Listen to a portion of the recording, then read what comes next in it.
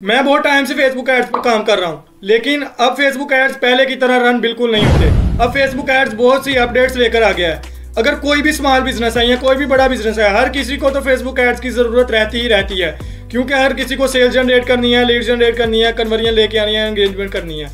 हर किसी को Facebook ads की जरूरत रहती है। लेकिन अब फेसबुक बहुत बड़ी अपडेट्स लेकर आया है अपने एड्स के लिए। इन अपडेट्स के बेनिफिट्स ये होंगे कि बिगिनर्स बहुत अच्छे तरीके से एड्स रन कर पाएंगे। तो बारी बारी एक एक करके देख लेते हैं कि फेसबुक एड्स क्या अपडेट लेकर आया है। मेक श्योर वीडियो को कंप्लीट देखिएगा, क्योंकि ये वीडियो आपके कंपेटिटर्स भी देख रहे होंगे और ये ना हो कि वो इंप्लीमेंट कर रहे हैं और आप रह जाएं। और इसमें फेसबुक एड से रिलेटेड बहुत सी वैल्यू मिलेगी आपको। मेक श्योर वीडियो को कंप्लीट देखिएगा।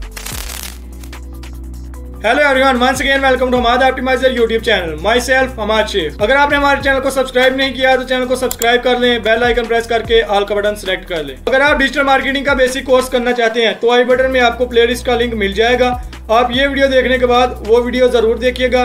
उसमें बेसिक से समझाया गया कि डिजिटल मार्केटिंग क्या होती है, कैसे काम करती है। वो कोर्स करने के बाद आपको डिजिटल मार्केटिंग बहुत अच्छे से आ जाएगी। और अगर आप फेसबुक एड का क्रैश कोर्स करना चाहते हैं तो मैंने तकरीबन 15 मिनट की वीडियो बनाई है, वो भी आई बटन में लिंक मिल जाएगा। पहले क्या होता था कि जो भी लोग फेसबुक पर एड्स रन करते हैं तो उनको मसला कहाँ पे आता था कि उनका जो एड है वो यहाँ तो लर्निंग फेज में फंस जाता था, यहाँ फिर लर्निंग लिमिटेड फेज में चला जाता था। तो इससे क्या होता था, उनका पैसा भी बहुत ज्यादा जाया होता था और वो अपनी ऑडियंस तक भी नहीं पहुंच पाते थे और उनको बहुत ज्यादा लॉस होता था। आई एम 100% श्योर कि आप सब में से ज्यादातर लोगों को यही नहीं पता होगा कि लर्निंग फेज होता क्या है। लर्निंग फेज को सबसे पहले समझते हैं।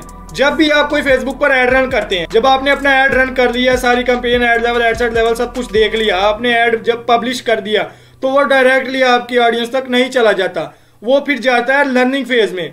लर्निंग फेज में क्या होता है, जब वो लर्निंग फेज में चला जाता है तो फिर मेटा का एआई डिसाइड करता है कि आपका ऐड किस तरह से बेटर रिजल्ट दे पाएगा। सपोज मैंने 5-6 इंटरेस्ट डाल दिए, फिर उसके बाद मैंने अपना ऐड पब्लिश कर दिया और उन इंटरेस्ट में सिर्फ 5% इंटरेस्ट ऐसा है जो ज्यादातर काम करेगा। मेटा का एआई डिसाइड कर लेता है कि किस तरह से आपका ऐड ज्यादातर लोगों को तक पहुंचेगा और कब आपका ऐड लोगों को दिखाना है, कितने बजट में दिखाना है, ये सब कुछ डिसाइड करता है और किस तरह से आपको ज्यादा फायदा देगा।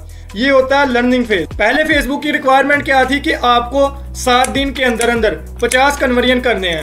7 डेज के अंदर 50 कन्वर्जन अगर आपने कर लिए तो आप लर्निंग फेज से बाहर निकल आएंगे, नहीं तो आपका ऐड लर्निंग लिमिटेड में चला जाता है।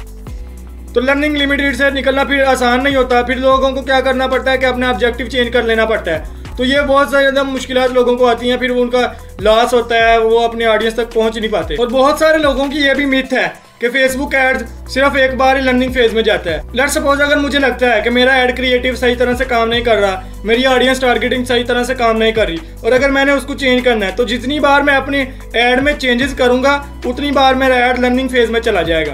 पहले क्या होता था कि हमें 7 डेज में 50 कन्वर्जन लेके आनी होती। अगर मैं ऑनलाइन टी शर्ट सेल कर रहा हूँ तो मुझे 7 डेज के अंदर अंदर 50 सेल्स लेकर आनी थी, उसकी 50 टी शर्ट्स बिकवानी थी। लेकिन अब फेसबुक ने टाइम कम कर दिया, अब 3 डेज में आप 10 कन्वर्जन लेकर आ जाएंगे तो आपका एड लर्निंग फेज से बाहर निकल आएगा।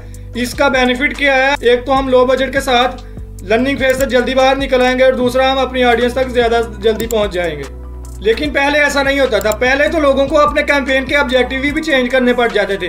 लेट्स सपोज अगर मैंने अपनी वेबसाइट का सेल्स का एड रन किया है और मुझे सेल्स चाहिए, 7 डेज में 10 सेल्स आई हैं और मेरी लैंडिंग पेज के जो विजिटर्स हैं वो 55 हैं, तो मैं जाके अपना ऑब्जेक्टिव क्या चेंज कर देता हूँ कि लैंडिंग पेज के विजिट्स डाल देता हूँ। हम इसलिए ये करते थे कि ताकि हम लर्निंग फेज से तो कम से कम बाहर आए, फिर उसके बाद ही कुछ करेंगे। अगर लर्निंग फेज में फंसे रहो फिर लर्निंग लिमिटेड में चले जाएंगे, फिर तो नुकसान है, हम लॉस में चले जा सकते हैं। तो इस अपडेट का क्या है कि आप 3 डेज में 10 कन्वर्जन लेकर आ गए हैं तो आपका एड लर्निंग फेज से बाहर निकल आएगा और हम लो बजट में ज्यादा ऑडियंस तक पहुंच जाएंगे और हम जल्दी से जल्दी अपने लर्निंग फेज से निकल जाएंगे। और लर्निंग लिमिटेड क्या होता है कि हम 3 डेज में भी 10 कन्वर्जन नहीं लेकर आते।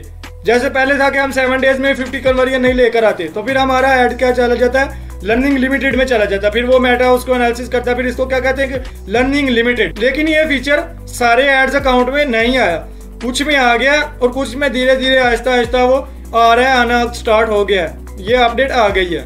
सितंबर 2023 में मेटा ने बहुत सारे अपडेट्स पहले ही लेकर आ गया। आपने देखा होगा कि अब फेसबुक एड्स पर एडवांस प्लस कैंपेन का ऑप्शन, एडवांस प्लस ऑडियंस का ऑप्शन, और अब तो आपके ऐड क्रिएटिव्स भी एआई क्रिएट करके दे देता है। मेटा का एआई ये एनालिसिस करता है कि आपका ऐड किस तरह से ज्यादा ऑडियंस तक पहुंचेगा, किस तरह से कम बजट में आप ज्यादा सेल्स लेकर आ सकते हैं, ज्यादा लीड्स कन्वर्जन लेकर आ सकते हैं। पहले जो मुझे फेसबुक एड्स पर काम करना पड़ता था, ज्यादा ऑडियंस, टारगेट ऑडियंस, ज्यादा सब कुछ इंटरेस्ट वगैरह ऐड करना पड़ता था, अब वो सब कुछ ऑटोमेटिक हो गया। अब सब कुछ ऑटोमेटिक तरीके से हो जाता है, मुझे ज्यादातर काम नहीं करना पड़ता।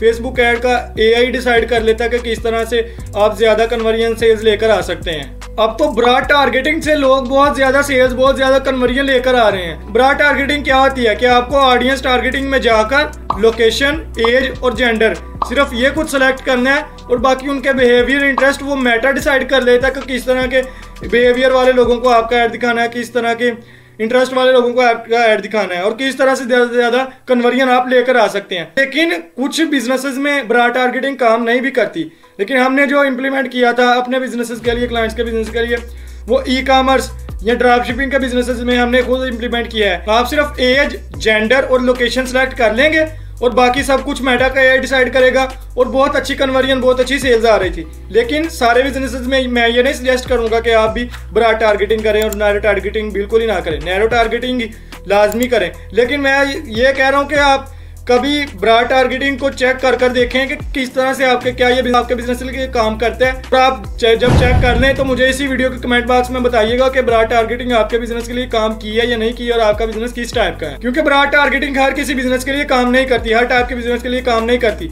लेकिन ई-कॉमर्स या ड्रॉप शिपिंग वगैरह के बिजनेस के लिए थोड़ा बहुत काम करता है, तो आप चेक कर सकते हैं। लेकिन ज्यादा आप ना जाइएगा क्योंकि नैरो टारगेटिंग ही रेकमेंडेड है, नैरो टारगेटिंग तो करनी है। आप अपने एड्स को टेस्ट कर सकते हैं कि ब्रॉड टारगेटिंग में आपका रिजल्ट्स आ रहे हैं या नहीं आ रहे। एड टेस्टिंग तो वैसे भी लाजमी होती है। मैं तो पहले बताता हूँ कि एड टेस्टिंग जब तक आप नहीं करेंगे आपको पता नहीं चलेगा कि आपके ऑडियंस का बिहेवियर कैसा है, आपके ऑडियंस का इंटरेस्ट कैसा है, तो आप किस तरह से एनालाइज कर सकेंगे कि हम किस तरह के ऑडियंस को टारगेट करना है। और दूसरा ये कि आपका जो कैंपेन का स्ट्रक्चर है, ad level, ad site level, ये सारा कुछ स्ट्रांग होना चाहिए। ये जितना ज्यादा स्ट्रांग होगा आप उतनी ज्यादा ऑडियंस तक रीच कर सकेंगे और आप उतनी ज्यादा सेल्स और कन्वर्जन लेकर आ सकेंगे। आपका जो कैंपेन स्ट्रक्चर है वो बहुत ही ज्यादा स्ट्रांग होना चाहिए, आपका एड क्रिएटिव बहुत ज्यादा स्ट्रांग होना चाहिए। इससे आपको क्या फायदा होगा कि आपका जो सेल्स हैं, कन्वर्जन है, लीड्स हैं, वो बहुत ही ज्यादा आएंगी। लेट्स सपोज मेरे पास 2 क्लाइंट्स आते हैं, 2 बिजनेस आते हैं, एक बिजनेस ए है, एक बिजनेस बी है। बिजनेस ए ने क्या किया, मुझे अपने 2000 बिजनेस ए ने क्या किया कि मुझे 2000 ऑडियंस का अपना डाटा दे दिया है और बिजनेस बी ने मुझे कोई डाटा नहीं दिया। वो कहता है कि आप हमारे बिजनेस को एनालाइज करके अपना उसका बिहेवियर देख लें, उनका जो उनके बिहेवियर देख लें, उनका इंटरेस्ट देख लें और उसके अंदर हमारा ऐड चला दें। लेकिन बिजनेस ए ने 1000 ऑडियंस का डाटा दिया है, तो जब हम ऐड रन करेंगे तो ये हमारा प्रैक्टिकल भी किया हुआ है कि बिजनेस ए जो कि हमें अपनी ऑडियंस का डाटा देता है तो उसका जो रिजल्ट है, उसकी जो सेल्स हैं वो ज्यादा आती हैं as comparative to business B, क्योंकि बिजनेस बी ने हमें डाटा दिया ही नहीं। तो ये बात प्रूव है हमसे भी कि लुक अलाइक ऑडियंस और कस्टम ऑडियंस ज्यादा काम करती है एज कंपेरेटिव टू कोई भी ऑडियंस आपने नहीं दी। आप सिर्फ इंटरेस्ट और बिहेवियर से आप इंटरेस्ट और बिहेवियर सेलेक्ट करके सिर्फ लुक अलाइक ऑडियंस या कस्टम ऑडियंस पर नहीं जाते। तो जो लुक अलाइक ऑडियंस और कस्टमर ऑडियंस है ये ज्यादा रिजल्ट देती है, आप इसको भी अपने बिजनेस में इंप्लीमेंट करें। ये थी मेटा की 2024 की अपडेट्स कि कौन कौन सी अपडेट्स आ गई हैं। अगर आप फेसबुक एड्स का क्रैश कोर्स करना चाहते हैं, बिल्कुल इस शॉर्ट वीडियो में आपको समझाया गया कि किस तरह से आप अपने बिजनेस का ऑब्जेक्टिव चूज कर सकते हैं और कौन कौन से ऑब्जेक्टिव आपके बिजनेस को ज्यादा फायदा देते हैं। तो आई बटन में आपको लिंक मिल जाएगा। फेसबुक एड्स का क्रैश कोर्स तकरीबन 15 मिनट की वीडियो है, वो लाजमी देखें। अगर आप डिजिटल मार्केटिंग का बेसिक कोर्स करना चाहते हैं तो आई बटन में लिंक मिल जाएगा, वो भी प्लेलिस्ट आप देखें। हम अपने चैनल पर डेली वीडियो लेकर आ रहे हैं, तो आपके सपोर्ट की बहुत ज्यादा जरूरत है। तो मेक श्योर चैनल को सब्सक्राइब करें, बेल आइकन प्रेस करके ऑल का बटन सेलेक्ट कर दें। वीडियो को लाइक जरूर कीजिएगा, कमेंट भी जरूर कीजिएगा। अगर आपको कोई भी क्वेश्चन है कोर्स से रिलेटेड, हमारे चैनल से रिलेटेड कोई भी सजेशन है, क्वेश्चंस है, तो वो आप कमेंट बॉक्स में जरूर कीजिएगा ताकि मैं अगली आने वाली वीडियोस उन पर भी बनाऊं और आपकी हेल्प भी करता रहूं। तो मैं हर कमेंट का आंसर जरूर करूंगा, तो आप कमेंट भी जरूर कीजिएगा। मिलते हैं ऐसे इंटरेस्टिंग वीडियो के साथ। Till then, goodbye. Thank you for watching this video. If you enjoyed it, please hit the like button and the bell notification icon.